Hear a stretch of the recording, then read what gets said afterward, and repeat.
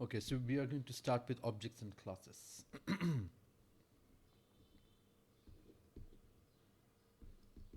Objects. First প্রশ্ন হচ্ছে class কাকে বলে? ক্লাসকে আমরা বলা হয় ব্লুপ্রিন্ট, রাইট? এখন ব্লুপ্রিন্ট কি জিনিস? ব্লুপ্রিন্ট হচ্ছে একটা exact design.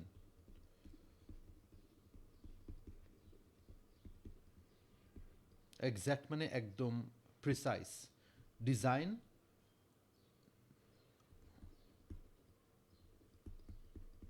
to build something, okay?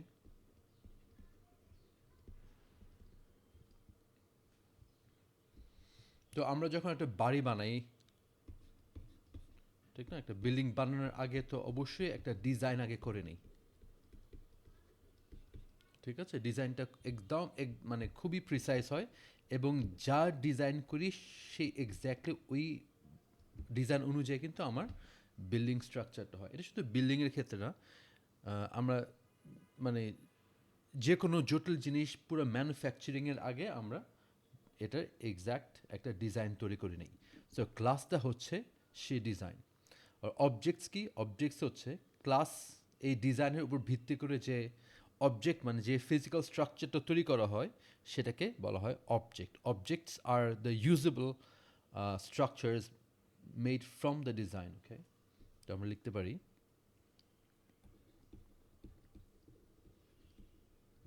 objects are the usable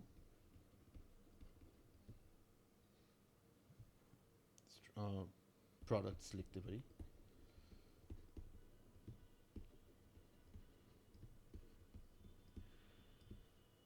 made from the design. Programming A class, ডিজাইনটা হচ্ছে আমার class.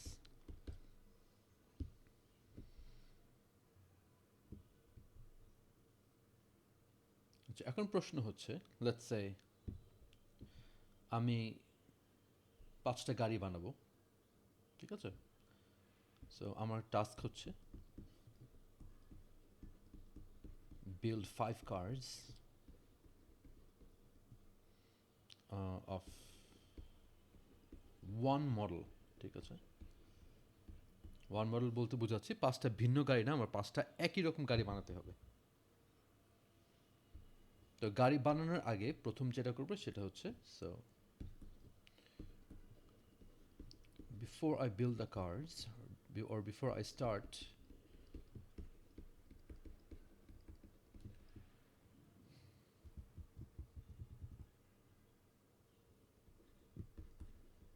building the cars,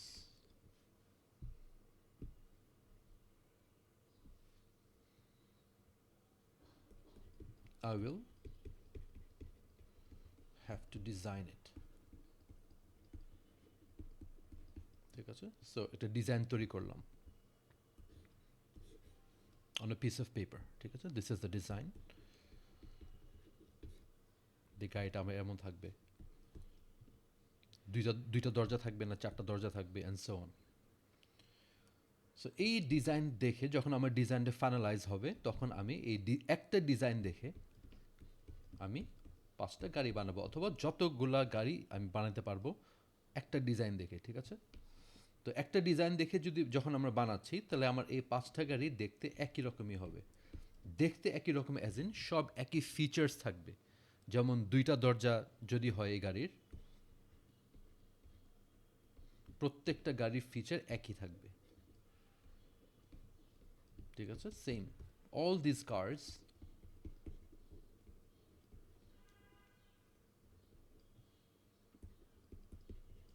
will have the exact same features.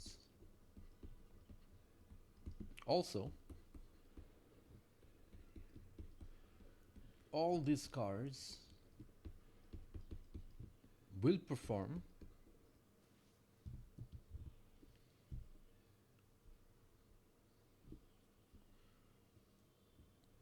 will perform or will behave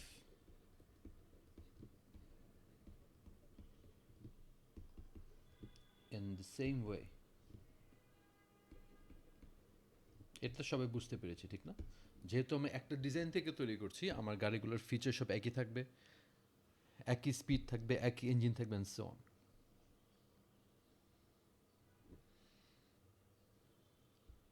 So in programming, we have called classes, right? এই ডিজাইনকে আমরা বলে থাকি class. So এগুলো যদি বুঝে থাকে এগুলো মুছে দিই। সো প্রোগ্রামিংয়ে ডিজাইনটা হচ্ছে একটা ক্লাস। সো ক্লাস তৈরি করি কীভাবে আমরা সেটা জানি। পাবলিক ক্লাস, একটা ক্লাসের নাম দিই, লেটস সে hello world.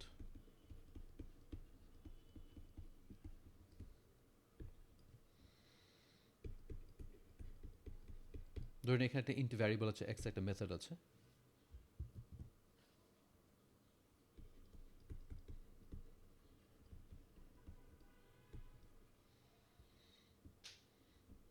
এখন আমার যদি এই ভ্যারিয়েবলটা ব্যবহার করতে হয় এবং এই মেথডটা যদি আমার ব্যবহার করতে হয়, এই ফিচার্সগুলো, দিস আর মাই ফিচার্স, তাহলে কি করতে হবে? আমি তো আর ডিজাইন, আমি যদি একটা গাড়ি ডিজাইন করি, সেই ডিজাইনটা তো আর গাড়ি না, ঠিক না? সিমিলারলি আমি যে এই ক্লাসটা তৈরি করলাম, এটা কিন্তু এখনো সফটওয়্যার না, এটা আমি ইউজ করতে পারবো না। যদি আমার ইউজ করতে হয়, আমার অবজেক্টস তৈরি করতে হবে। So how do you create an object of a class? In Java, it's very easy. We first write the class's name.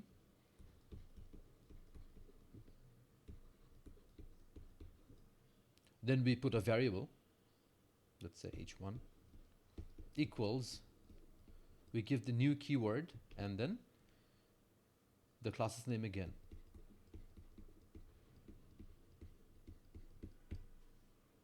And with a pair of round brackets and semicolon. So এই লাইনটা যদি লিখি, আমার একটা object তৈরি হবে। তো আমার একটা অবজেক্ট তৈরি হওয়া মানে একটা রিয়েল প্রোডাক্ট তৈরি হবে যেটা আমি ব্যবহার করতে পারবো। আর এই ক্ষেত্রে ব্যবহার করতে পারবো মানে হচ্ছে আমি এই ভ্যারিয়েবল আর এই মেথডটা, এই ফিচার্সগুলো ব্যবহার করতে পারবো।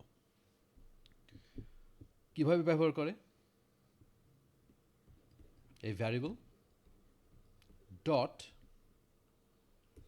লেটস সে এই ক্লাসের এই ইনস্ট্যান্স ভ্যারিয়েবল এক্স ইকুয়ালস 5 যদি লিখি, তাহলে যে অবজেক্টটা তৈরি করলাম আমি, সেই অবজেক্টের এক্সের ভিতরে আমি 5 রাখলাম। এগুলো তো আমরা মোটামুটি সবাই জানি, এগুলো জাস্ট রিভিশন। আমি যদি মেথডটা কল করতে চাই, তাহলে কি লিখব? h1 ডট মেথড, তাহলে আমার এই মেথডটা কল হবে। এখন যদি আমি দ্বিতীয় আরেকটা অবজেক্ট তৈরি করি,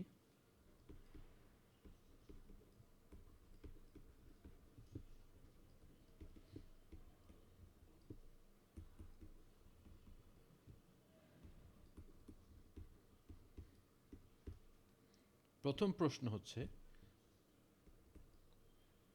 যদিও আমার দুইটা অবজেক্ট, এই দুইটা অবজেক্ট সেম কিনা? অবশ্যই না।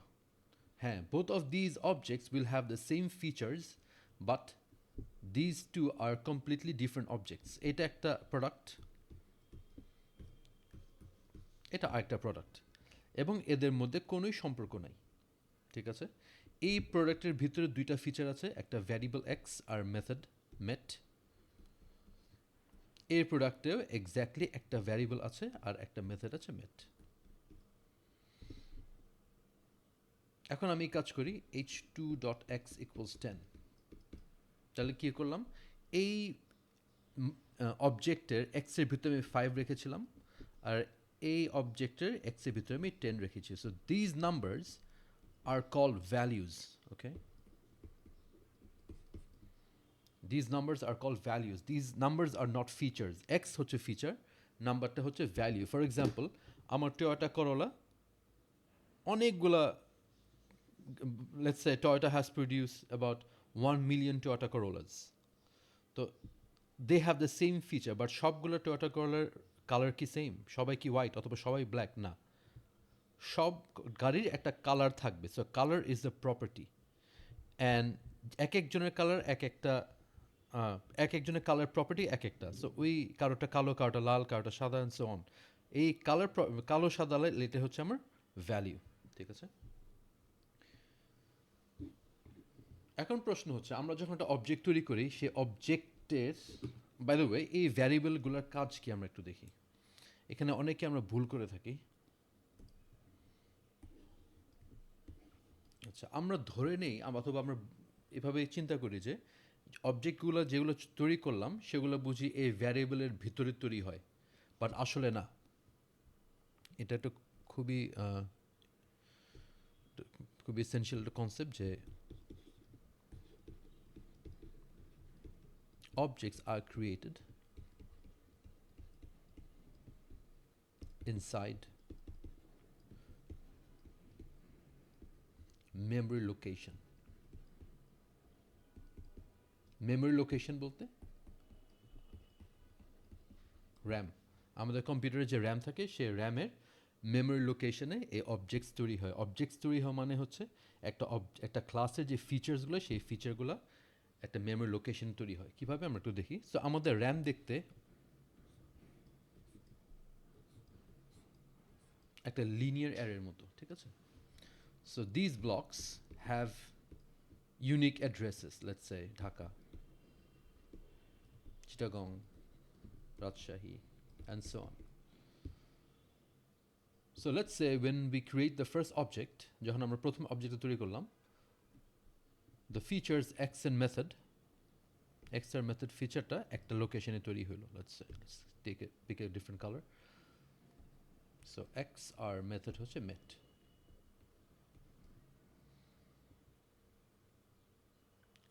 আর এই h1 এর কাজ কি তাহলে? h1 হচ্ছে অবজেক্টটা যে লোকেশনে তৈরি হয়েছে র্যামের, সেই লোকেশনে পয়েন্ট করা। So h1 is basically pointing at Dhaka. আমি যদি h1 প্রিন্ট দেই তাহলে কিন্তু আমি একটা মেমরি লোকেশন পাবো, আমি কিন্তু এই অবজেক্টের ফিচার্সগুলো পাবো না, কারণ h1 ভ্যারিয়েবলের ভিতরে কোনো ফিচার নাই।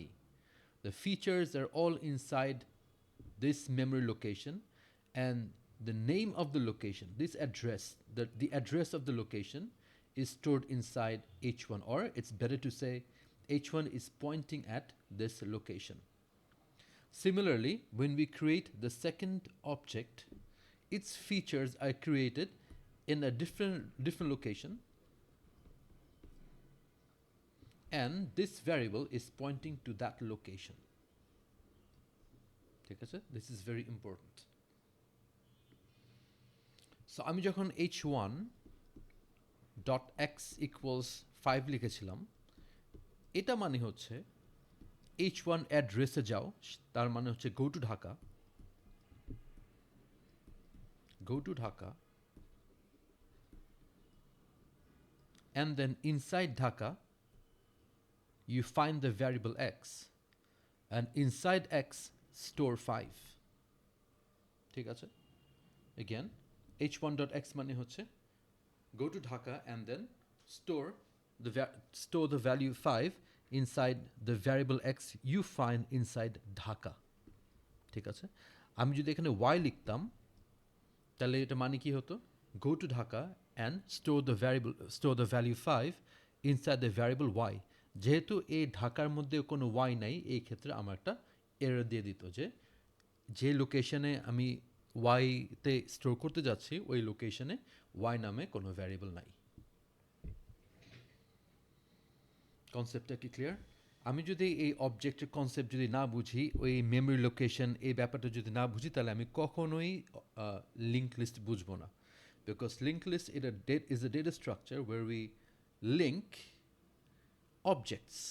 ঠিক আছে, লিঙ্ক মানে জোড়া লাগানো। আমরা অবজেক্টের লোকেশনগুলো জোড়া লাগাই, এমনভাবে জোড়া লাগাই যে এক লোকেশন থেকে এক লোকেশনে আমরা ট্রাভেল করতে পারি। It's more like a bridge. ওকে,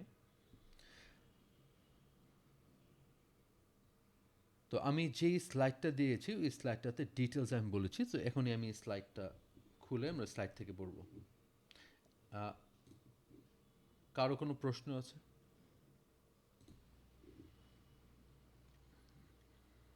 আচ্ছা, তাহলে আমরা স্লাইড থেকে পড়ি।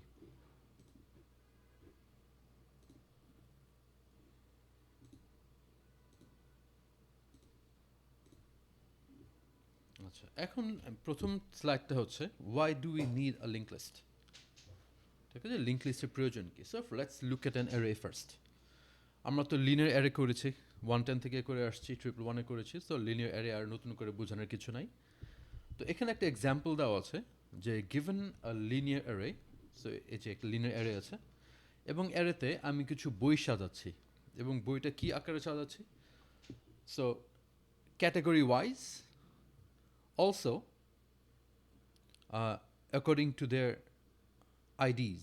ঠিক আছে, তো আমরা যদি এক্সাম্পল এই অ্যারের দিকে যদি তাকাই তাহলে দেখব যে প্রথমে আমার সিএসি বইগুলো সাজানো আছে এবং এই সিএসি বইগুলো আবার এই আইডি ওয়াইজ সর্টেড 1 2 3। পরে আমার হিস্ট্রি বই সাজানো আছে, again sorted in their according to their IDs and then English. তো লেটস সে আমার একটা নতুন সিএসি বই অ্যাড করতে হবে, সিএসসি 4। ওকে, এটা আমার কি করতে হবে? কারেক্ট পজিশনে আমারটা রাখতে হবে। তাহলে এটা কারেক্ট পজিশন কোনটা? অবশ্যই এই জায়গাটা। ঠিক আছে, সিএসসি 3 পরে সিএসসি 4-এ আমার অ্যাড করতে হবে। বাট এখানে তো আমার জায়গাটা খালি নাই, তাহলে কি আমি কি হিস্ট্রি বইটা মুছে ফেলবো? অবশ্যই না। সলিউশন হচ্ছে আমি এই জায়গাটাকে খালি করতে হবে। কীভাবে খালি করব? If I shift all the books to the right, I'll have an empty space over here and then I'll put the CSC book. এই যে আমি এখানে ডায়াগ্রাম দিয়ে বোঝাচ্ছি। I'm shifting all the books and then creating an empty space and I'm storing this CSC 4. এখন প্রশ্ন হচ্ছে time complexity. আমার এখানে কতগুলো বই শিফট করতে হচ্ছে? 4টা।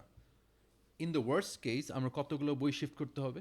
I might have to shift all of them because there might be a book, there might be a CSC book with an ID 0, right? In that case, I have to shift all the books to the right. In that case, my shifting will take me big of an time complexity. এখন যেহেতু এটা library, I can expect books coming in, right? আমি সবসময় বই আসবে, এটাই স্বাভাবিক। তো এখন যদি প্রতিদিন আমার এরকম বই আসতে থাকে তাহলে প্রত্যেক বইয়ের জন্য আমার এরকম শিফট করতে হবে। So can you imagine the number of shifts we have to do for every book? ঠিক আছে, এখানে আমার অলমোস্ট, পুরোপুরি বলবো না, অলমোস্ট আমার কি বলবো, অলমোস্ট এন স্কোয়ার হয়ে যেতে পারে। যদিও এন স্কোয়ার পুরোপুরি হবে না, অলমোস্ট এন স্কোয়ার না, আমি এটা কে বলেছি, কে টাইমস এন শিফট হতে পারে for k number of books every day, and if each shifting takes a big of n. So obviously it's not something wise, right?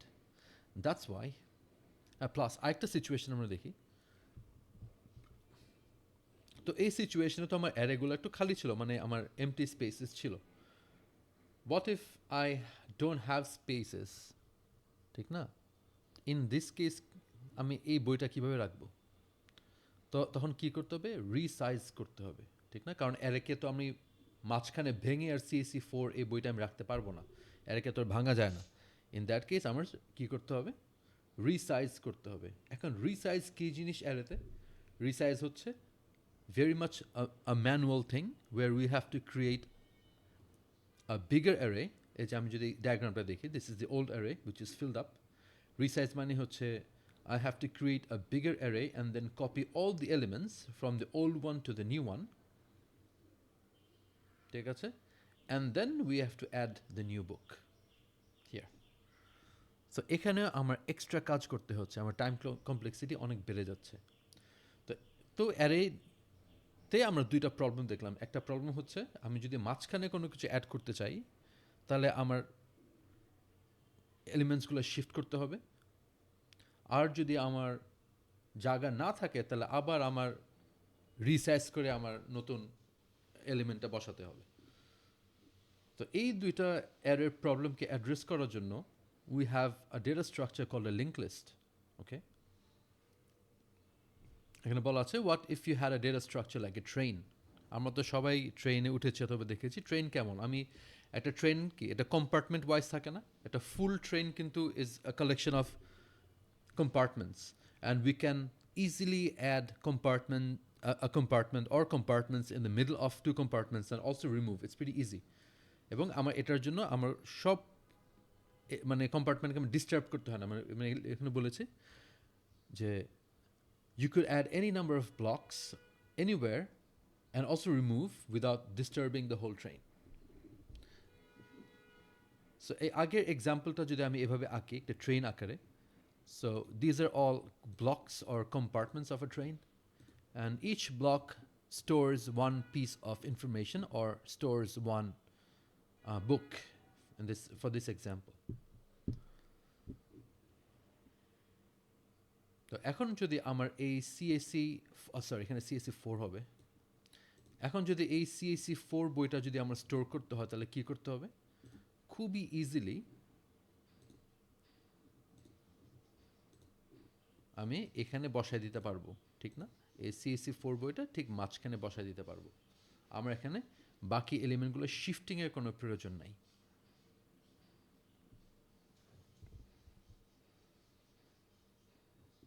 CSC 3 এর এই যে লিঙ্ক, এগুলো এই অ্যারোগুলো হচ্ছে লিঙ্ক।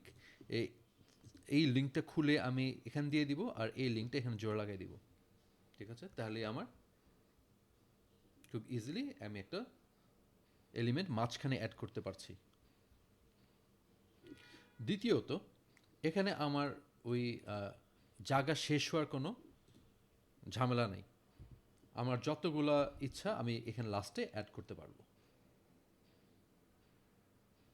ঠিক আছে? এই যে link list solves all the array problems. কী কী প্রবলেম চলে? শিফটিং এবং রিসাইজিং। হ্যাঁ, এখানে কিছু ট্রেড অফ আছে সেটা আমরা পরে জানব। আচ্ছা, এখন হচ্ছে এখানে কোথায় আমার অবজেক্টস অ্যান্ড ক্লাসেসের কনসেপ্ট আসবে? এই যে ব্লকসগুলো যে আমরা দেখলাম, এক একটা ব্লক হচ্ছে এক একটা অবজেক্ট। আমরা যেটা করছি এক একটা অবজেক্টের সাথে আরেকটা জোড়া লাগিয়ে দিচ্ছি।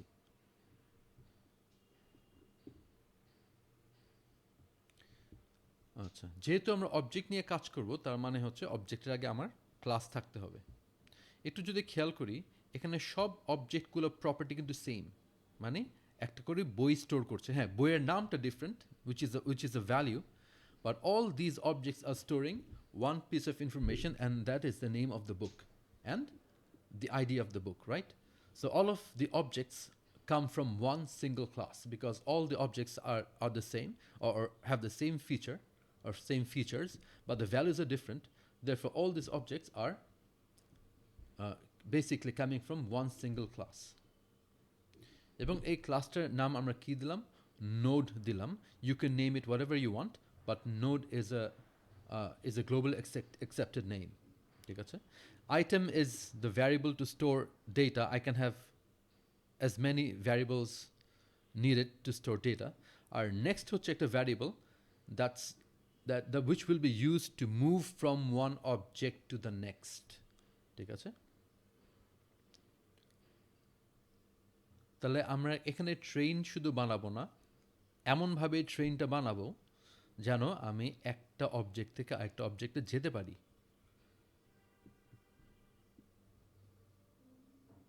ওকে, এখন এই জিনিসটা আমি বুঝি।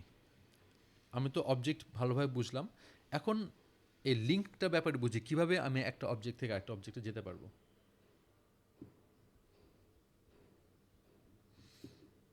আচ্ছা, ধরে নেই আমি প্রথম অবজেক্টে দাঁড়িয়ে আছি, ঠিক আছে? এখন আমার যদি দ্বিতীয় অবজেক্টে যেতে হয় তাহলে কি করতে হবে? আমার জানতে হবে এই অবজেক্টটা কোন মেমরি লোকেশনে আছে। আমরা একটু আগে পড়লাম যে all the objects are basically inside memory locations. If I am in Dhaka and I need to go to my next node, then I need to know the address where my next node is. Okay? তাহলে কি করতে হবে? আমার manually আমার দ্বিতীয় নোডের অ্যাড্রেসটা আমার প্রথম নোডে বসাতে হবে। এখন অবভিয়াসলি প্রোগ্রামিংয়ে তো কোনো ইনফরমেশন আর ফ্লোটিং অবস্থায় থাকতে পারবে না, it must be inside A variable. Therefore, we have this variable called next, which will store the address of the next node. Okay? Again, next is a variable which will store the address of the next node. এখন why does it have a type node? Because দেখো int কখন আমরা দেই, যখন আমার এই ভ্যারিয়েবলের মানটা হবে ইন্টিজার। নোড নেক্সট মানে হচ্ছে এই নেক্সটের ভিতর যে ইনফরমেশনে থাকবে সেটা হবে একটা নোড ক্লাসের অবজেক্টের অ্যাড্রেস, দেয়ারফর এটার ডেটা টাইপ হচ্ছে নোড। আচ্ছা, এখন আমরা দেখি আমি যদি এই লিঙ্ক লিস্টটা তৈরি করতে চাই, তো আমরা এখানে চারটা অবজেক্ট আছে। আমি ফার্স্টে চারটা অবজেক্ট তৈরি করলাম, N1 N2 N3 N4। এখানে মাত্র অবজেক্ট তৈরি হচ্ছে, লিঙ্কিং তৈরি হয় নাই। লিঙ্ক করতে হবে কি হবে, N1 থেকে N2, মানে N1 থেকে যেন আমি N2 যেতে পারি, তাহলে কি করতে হবে, N1 এর ভিতরে আমার N2 এর অ্যাড্রেস আমার রেখে দিতে হবে। সো সেটাকে আমরা কীভাবে করতে পারি, N1.next, N1.next মানে হচ্ছে N1 অবজেক্টের নেক্সট নামে ভ্যারিয়েবলের ভিতরে আমি কাকে রেখে দিব, N2 কে রেখে দিব। What is N2? N2 is nothing but the address of the next node. Does this make sense? এটা যদি করতে পারি তাহলে আমি N1 থেকে N2 তে যেতে পারবো।